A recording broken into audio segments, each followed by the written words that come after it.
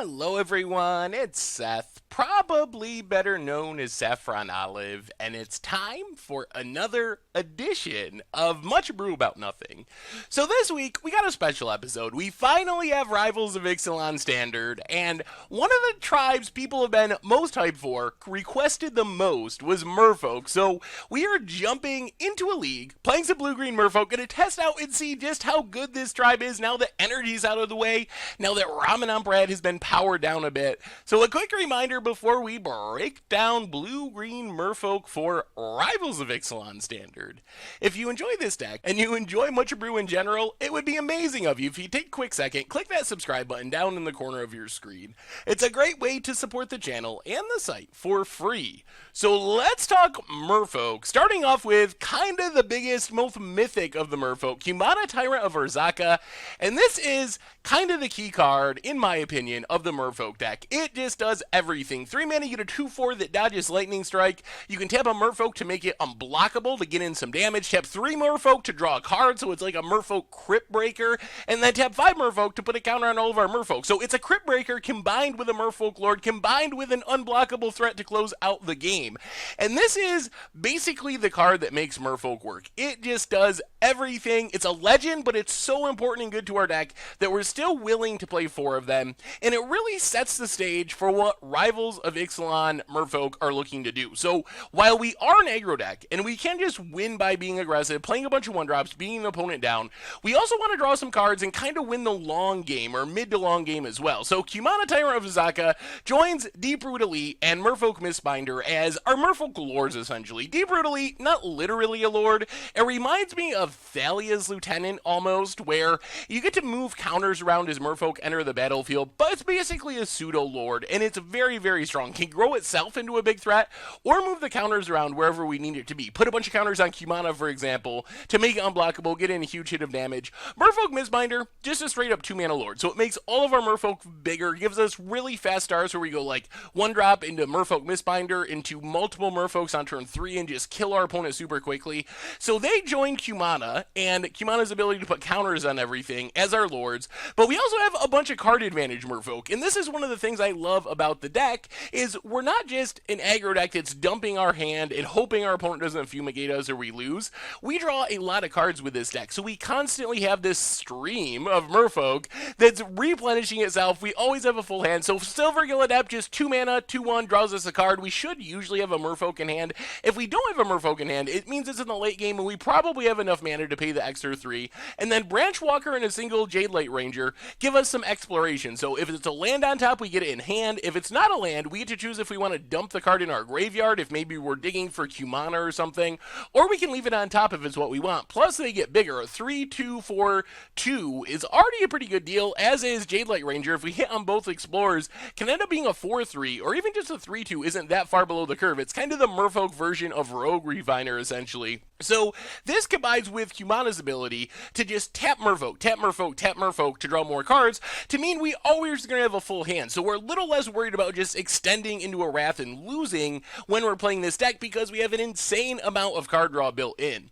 Rounding out the Merfolk package, we have kind of our aggro stars from Kumana Speaker and Jade Bearer. So Kumana Speaker, just the Merfolk Goblin Guide, 2/2 for 1 mana. We're always going to have a Merfolk or an island, so it's consistently on turn 2 with 2/2, which is a really strong start anyway.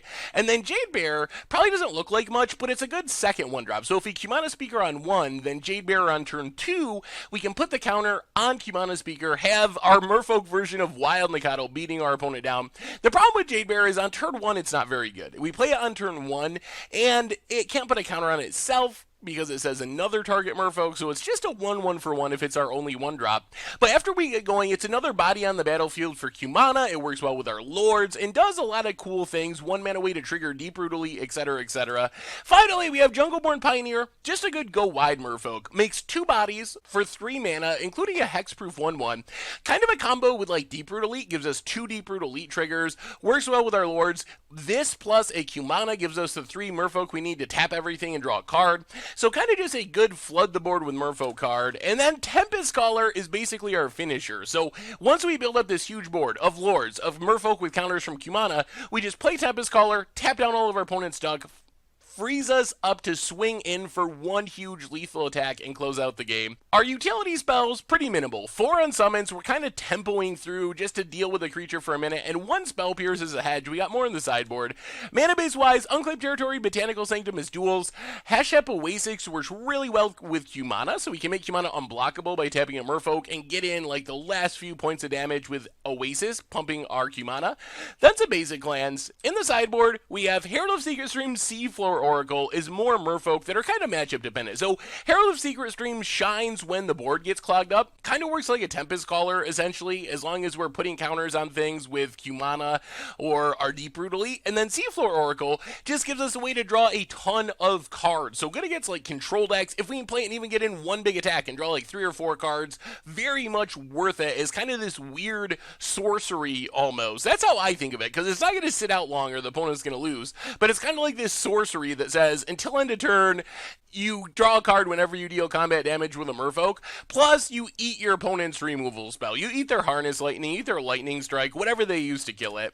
Nissa Steward of Elements, mostly for control decks, really good at avoiding counters. We sneak it in early. If we plus it once to 3 counters, then we can just 0-0-0. We're dumping all of our stuff onto the battlefield. Our opponent can't counter it. It's a great Planeswalker in those situations. Negate and Spell Pierce to deal with Wrath and Approach to the Second Sun. Baral's Expertise is a bit of weird removal. Naturalize for artifacts and enchantments. Life Goes On to gain a bit of life against aggro decks. And that is Blue-Green Merfolk for Standard, and that's our Much Abrew deck for this week. So I'm really excited to test this out. I feel like Merfolk has a chance to be really good in Standard. A lot of the pieces are there. Whether or not this build is the exact perfect build for Rivals of Ixalan Merfolk, I think remains to be seen. But hopefully we learn a lot about the power and potential of Merfolk as a deck, but also the specific Merfolk, because I feel like some of the cards around the fringes might not be right. One Jade Light Ranger feels a little bit strange. Some of the numbers, Tempest Tidecaller, is that good? How good is Jade Bearer? So we're testing out not just the deck as a whole, but these individual cards, because I really feel like there is a Merfolk deck in Standard.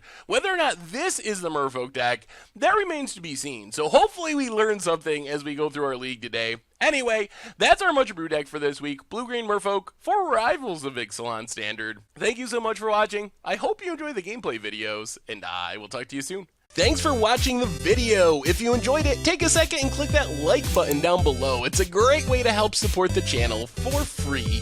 And you can find the next video in the playlist right here.